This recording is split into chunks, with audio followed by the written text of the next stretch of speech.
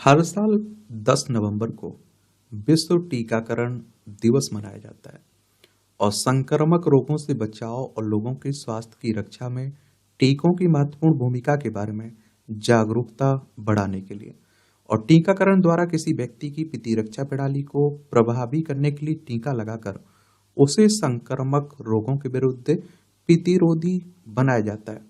Polio के टीके के बारे में आप लोगों ने सुना होगा, कोरोना महामारी में भी आप लोगों ने देखा होगा।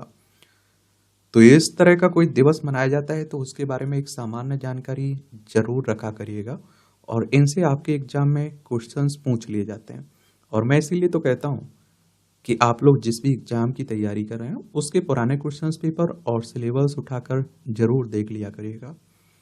तो इसके बारे में एक सामान्य जानकारी हम लोग देख लेते हैं। और इसके इतिहास की बात करें तो 2012 में इस विश्व स्वास्थ्य संगठन द्वारा इसकी स्थापना की गई थी।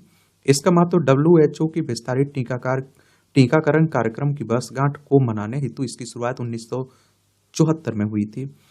और एक बात और आप लोग जान लीजिए, WHO की स्थापना कब हुई थी? 7 अप्रैल 1948 में जेनेवा स्विट्जरलैंड में इसका हेडक्वार्टर देखने को मिलेगा। 7 अप्रैल को आप लोग विश्व स्वास्थ्य संगठन, क्या विश्व स्वास्थ्य दिवस मनाते हैं 7 अप्रैल को? समझ रहे हैं आप लोग? तो भारत में टीकाकरण के बारे में मुख्य बिंदु क्या है? तो भारत में प्रमुख टीकाकरण कार्यक्रम सार्वभौमिक टीकाकरण कार्यक्रम UIP, इसे प्रारंभ में वर्ष 1978 में विस्तृत टीकाकरण कार्यक्रम के रूप में शुरू किया गया था। 1985 में इसे सार्वभौमिक टीकाकरण कार्यक्रम में परिवर्तित कर शहरी से ग्रामीण क्षेत्रों तक विस्तारित कर दिया गया। 1992 में UIP को बाल जीवन रक्षा और सुरक्षित मातृत्व कार्यक्रम में और बाद में 1997 में राष्ट्रीय प्रजनन बाल स्वास्थ्य कार्यक्रम में शामिल किया गया।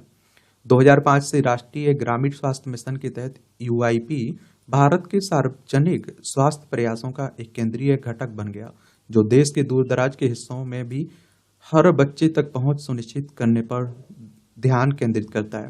वित्त वर्ष 2023-24 के लिए देश का पूर्ण टीकाकरण कवरेज राष्ट्रीय स्तर पर कितना 93.23% है। मिशन इंद्रधनुष के बारे में आप लोगों ने सुना होगा, MI को दिसंबर 2014 में 90% पूर्ण टीकाकरण कवरेज की प्राप्त करने के लक्ष्य के साथ शुरू किया गया था।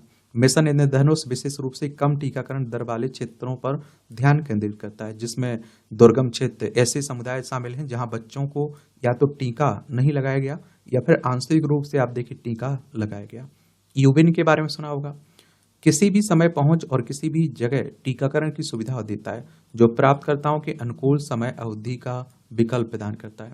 यूबिन पोर्टल यह एक डिजिटल प्लेटफॉर्म है जिसका उद्देश्य वैक्सीन वितरण और रिकॉर्ड को आप देखते हैं कि सुव्यवस्थित करना तथा यह सुनिश्चित करना कि प्रत्येक व्यक्ति आसानी से अपने टीकाकरण रिकॉर्ड तक पहुंच सके और इसका प्रबंधन किया जा सके।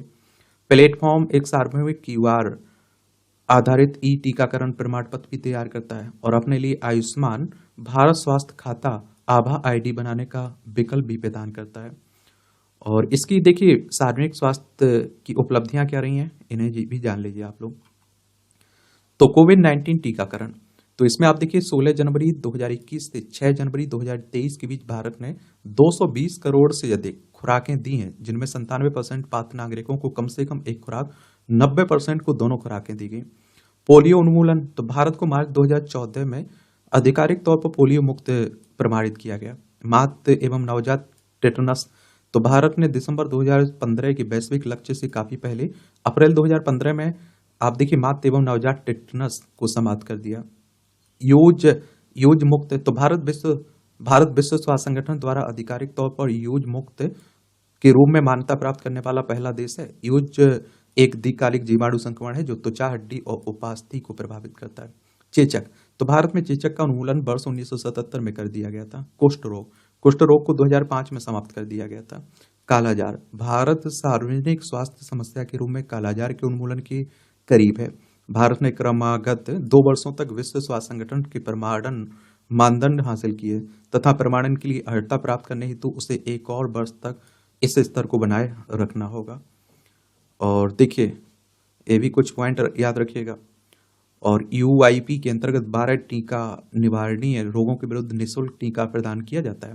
राष्ट्रीय स्तर पर 9 बीमारियों के विरुद्ध अभियान चलाया गया। डिप्थीरिया हो गया, पर्टुसिस हो गया, टेटनस, पोलियो, खसरा, रूबेला, गंभीर बाल क्षय रोग, हेपेटाइटिस बी एवं हीमोफिलस इन्फ्लुएंजा टाइप बी के कारण होने वाला मेनिंजाइटिस और निमोनिया। उपराष्ट्रीय स्तर पर 3 बीमारियों के विरुद्ध अभियान चलाया गया: rota virus, diarrhoea, pneumococcal pneumonia और जापानी इंसेफ्लाइटिस। यूआईपी ने 5 वर्ष से कम आयु के बच्चों की मृत्यु दर को 2014 में प्रति 1000 जीवित जन्मों पर 45 से घटाकर प्रति 1000 जीवित जन्मों पर 32 तक लाने में सहायता की है। अच्छी बात है, तो ये जरूर याद रखा करिएगा। अगर क्वेश्चन पूछा जाएगा तो जरूर आप लोग उसका जवाब भी दे पाएंगे। मेरे लिए कोई सुझाव हुआ करे, सवाल हुआ करे तो जरूर आप लोग बताया करिएगा। धन्यवाद।